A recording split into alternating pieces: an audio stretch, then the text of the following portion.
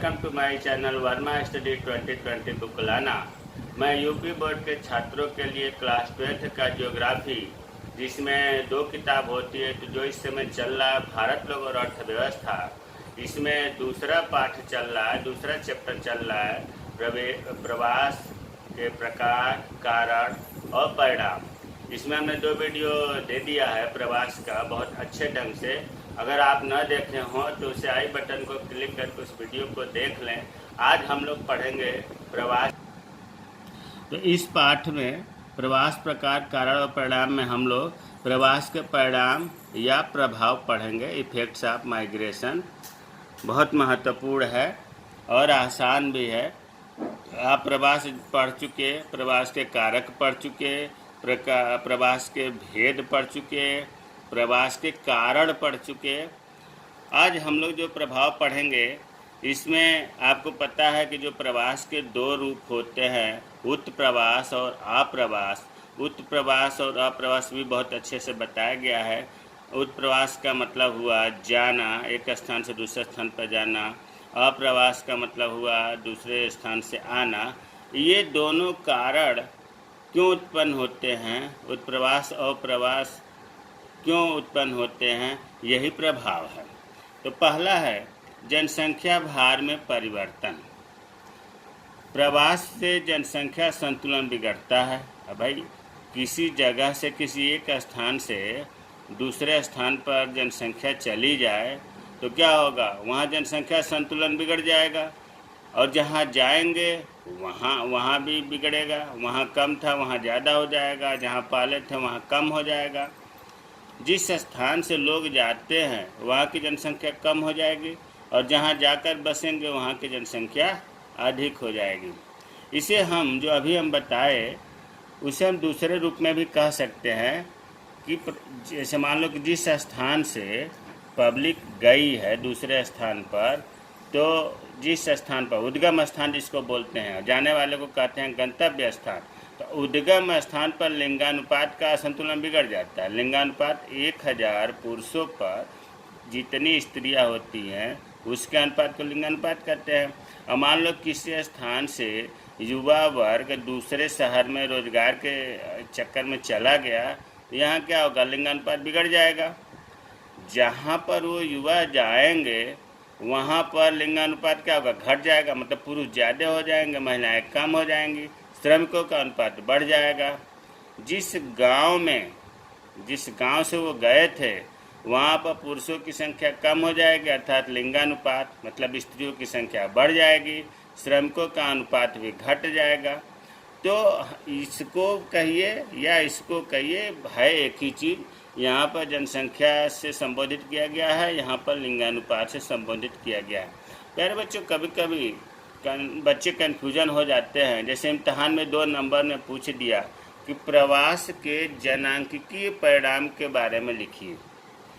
अब आप घबरा जाएंगे कि जनांकिकी क्या है। अरे जनांकिकी का मतलब जनसंख्या से है, यही चीज़ लिखा जाएगा। जनसंख्या भार में परिवर्तन कहिए या प्रवास के जनांकिकीय परिणाम कहिए। प्रवास के जनांकिकीय परिणाम में यही होगा कि प्रवास से जनसंख्या संतुलन बिगड़ जाता है। जिस स्थान से लोग जाते हैं वहाँ की जनसंख्या कम होगी, जहाँ जाकर बसेंगे वहाँ की जनसंख्या अधिक होगी।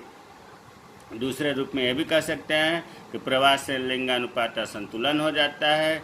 जिस नगर में लिंगानुपात, जिस प्रवास से नगरों में जहाँ बसते हैं लिंगानुपात घट जाता है, श्रमिकों का अनुपात बढ़ जाता है। गांव में लिंगानुपात बढ़ जाता है, श्रमिकों का अनुपात घट जाता है। दूसरा है सांस्कृतिक परिवर्तन।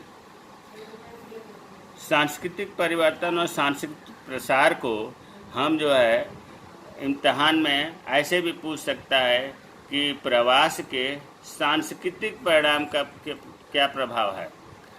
तो सांस्कृतिक परिवर्तन, प्रवासी लोगों की वेशभूषा, क्या वेशभूषा, रहन सहन, खान पान, भाषा, उस क्षेत्र विशेष की संस्कृति धीरे धीरे परिवर्तित हो जाती है। जैसे मान लो कि अगर हमारी वेशभूषा, रहन सहन अलग है, ऐसा तो है नहीं कि पूरे विश्व का या पूरे क्षेत्र का एक ही है। तो जब एक जगह से लोग दूसरे जगह जाते हैं तो वहाँ के लोग सीख लेते हैं नई भाषा को, नए खान पान को, नए वेशभूषा को, अर्थात सांस्कृतिक परिवर्तन हो जाता है। सांस्कृतिक प्रसार यही चीज़ है। देखो इसमें बहुत थोड़ा सा अंतर है। इसमें तो ये कर रहा है कि जहाँ गए वहाँ के संस्कृति में परिवर्तन हो गया।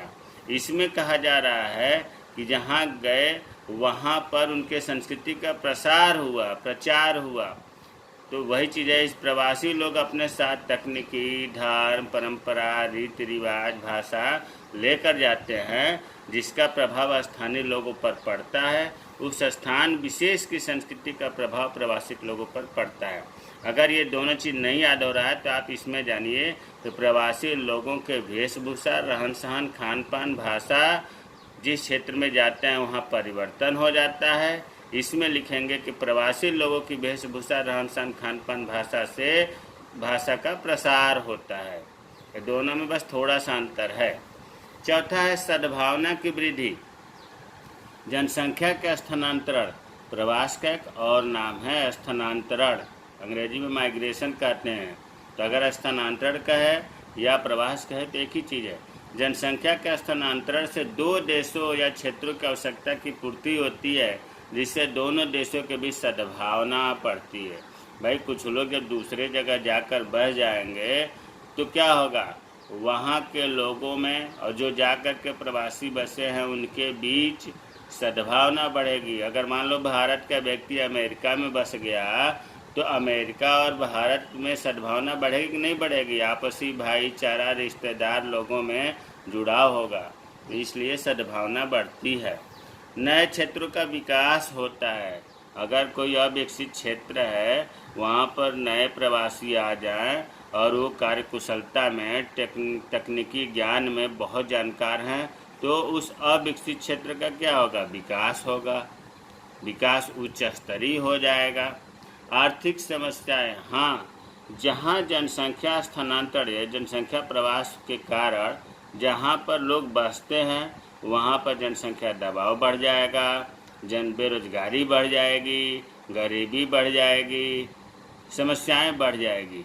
लेकिन जहाँ से आते हैं अर्थात उद्गम स्थान पर, वहाँ पर ये समस्याएं कम हो जाएंगी। वैज्ञानिक ज्ञान का आदान प्रदान, जैसे मान लो इंजीनियर हो गए, डॉक्टर हो गए, विशेष प्रकार के शोध रिसर्च करने वाले वैज्ञानिक हो गए, ये जब एक जगह से दूसरे जगह पर जाकर के प्रवास करते हैं तो क्या होता है, इनके ज्ञान का, इनके रिसर्च के स्किल का आदान प्रदान होता है। तो प्यारे बच्चों, प्रवास के परिणाम या प्रभाव 7 पॉइंट हमने बताया, बहुत इजी है। इस प्रकार जो ये आपका दूसरा चैप्टर था प्रवास, प्रकार, कारण और परिणाम, आज समाप्त हो गया।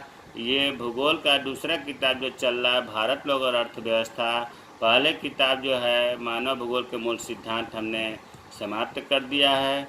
दूसरा किताब चल रहा है भारत लोग और अर्थव्यवस्था, इसमें आज 2 पाठ पूरा हो गया। मेरे चैनल को सब्सक्राइब कीजिए, बेल आइकन को भी प्रेस करिए, कमेंट करिए ताकि मेरा वीडियो कैसा लगा, उसमें कोई कमी हो तो मैं सुधार कर सकूं। जय हिंद, जय भारत।